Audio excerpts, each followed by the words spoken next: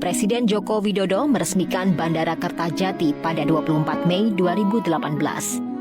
Dalam pidatonya, Presiden Joko Widodo menaruh angan-angan dan harapan besar terhadap Bandara Kertajati.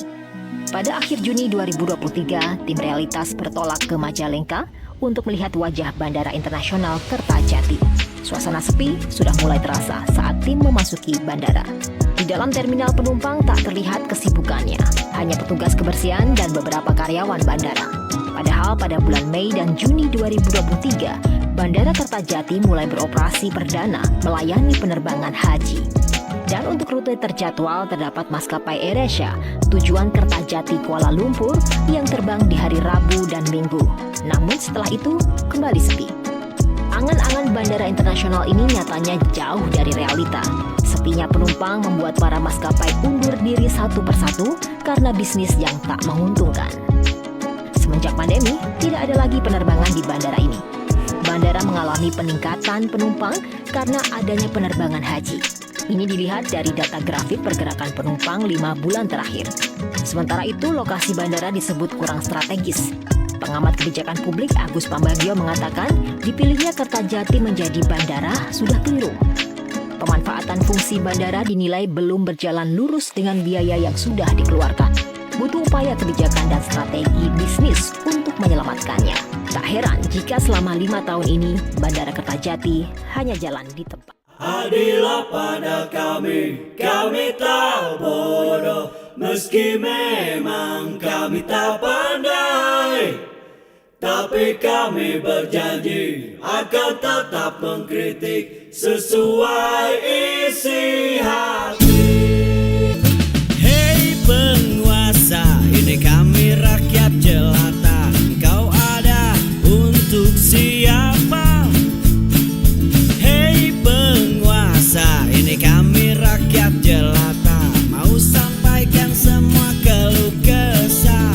Bekerjalah dengan hati pakai empati. Jangan banyak intrik, apalagi bikin taktik.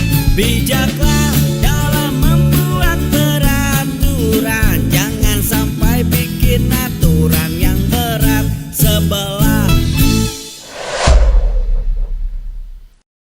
Ini adalah sebuah rangkaian kata-kata dari seorang Tereli yang saya kira patut kita cermati sebagai bentuk pemahaman kita terhadap negeri ini.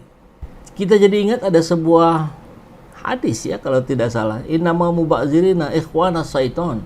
Bahwa perbuatan mubazir itu adalah temannya setan. Nah, kok ini temannya Jokowi? Mubazir temannya Jokowi.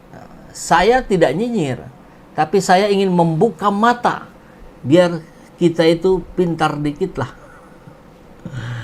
Tapi netizen memang sudah menaik IQ-nya ya. 10 tahun Jokowi berkuasa, tahukah kalian ada 27 bandara baru yang dibangun, menghabiskan triliunan duit negara. Biasanya kalau proyek itu, apalagi proyek besar, tersangkut uang negara, maka di situ ada sebuah action plan, perencanaan yang sangat matang. Kenapa? Karena gagal dalam merencanakan sama dengan merencanakan kegagalan. Maka izinkan saya bertanya, berapa dari bandara ini yang akhirnya ada penerbangannya? Dari 27 ya. Sebagian besar nol. Wow. Sebagian lagi ada yang ramai, seperti Kulon Progo. Tapi itu karena dipaksa. Adi Sucipto ditutup. Kayak di Bandung, Bandara Hussein Sastranegara sempat ditutup.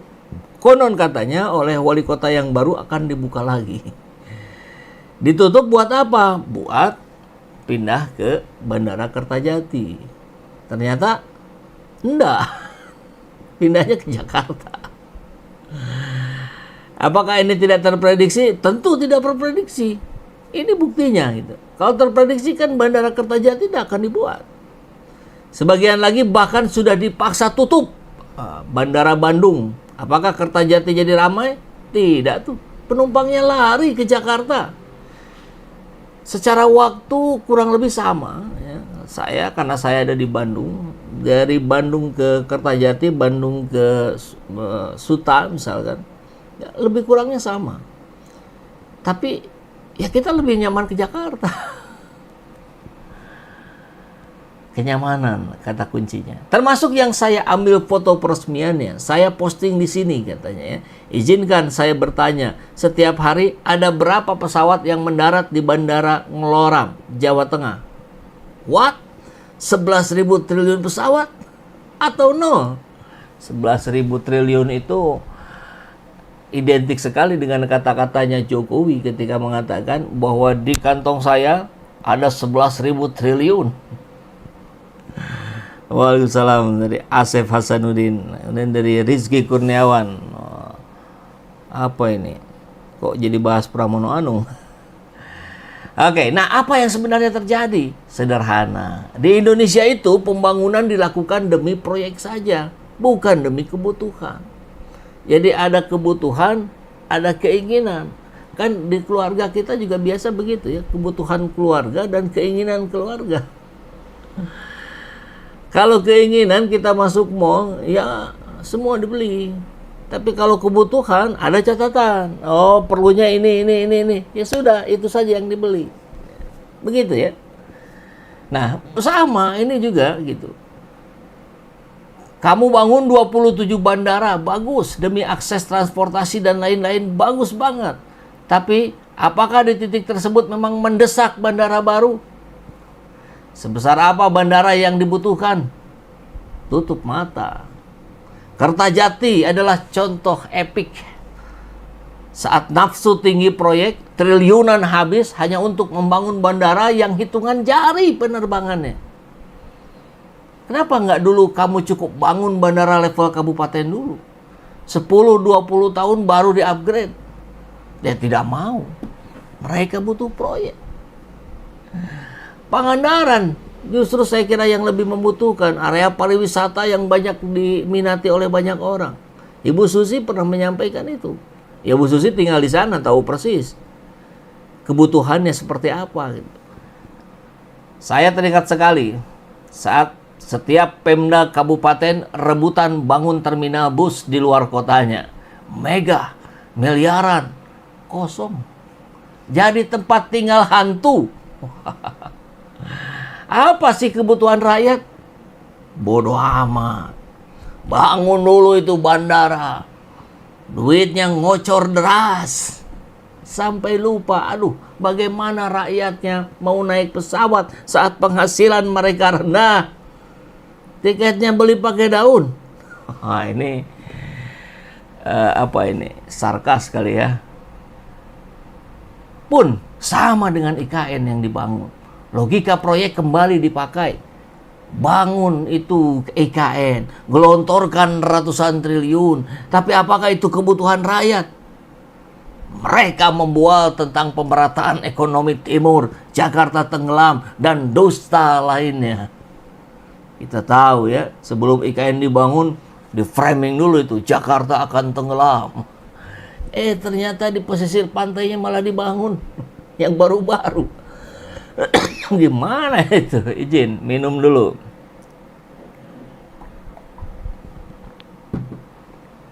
"27 bandara ini tentu butuh biaya, perawatan dan lain-lain. Miliaran digelontorkan per tahun sekedar untuk perawatan. Apa yang dirawat? Sesuatu yang tidak dibutuhkan rakyat." Nah, itu saya kira dalam sudut pandang seorang Tereli ya. Dan saat sudah tidak kuat lagi, kena efisiensi. Nasib bandara ini sama kayak terminal. Sepi, rusak. Untuk 2034 yuk mari anggarkan lagi dananya untuk penguasa anak cucu Jokowi. Tereli, penulis novel Omon-Omon, luar biasa. Salam akal sehat. Terima kasih Bang Firdaus. Ya, jadi proyek pembangunan di eranya Jokowi 10 tahun ini, saya kira sepakat dengan Tereli, lebih kepada untuk selain ambisi pribadi tentu, kita sudah sering bahas itu. Ini lebih kepada karena di situ ada cuan. Kemarin kita bahas dengan Pak Mehmet Hakim, seorang agronomis, ahli pertanian. beliau menyampaikan bahwa tidak perlu cetak sawah baru. Tinggal bagaimana tingkatkan efektivitasnya. Perketat efisiensinya.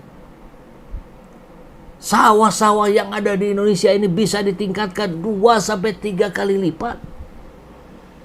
Yang selama ini hanya panen 1 tahun sekali, sebetulnya itu bisa 2 kali. Bahkan bisa 3 kali.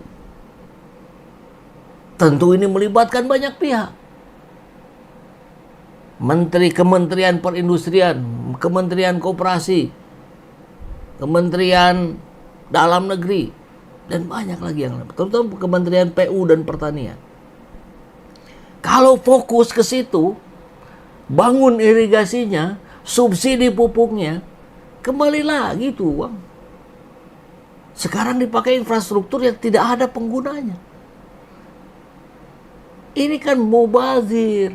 Nah, ini seperti judulnya Tereli, mubazir. Mubazir itu temannya Jokowi, kata Tereli. Tapi kalau yang saya pahami, ya tadi, innamal mubazirina ikhwanas syaiton. Sesungguhnya perbuatan mubazir itu temannya setan. Setan itu bisa dari jin dan dari manusia. Jangan sampai kemudian kita pun akhirnya menjadi setannya, yang mengajak kepada manusia yang lain untuk melakukan kejahatan. Dan kejahatan harus dilawan oleh kebaikan yang terorganisir. Nah, itu tagline dari Ermol TV.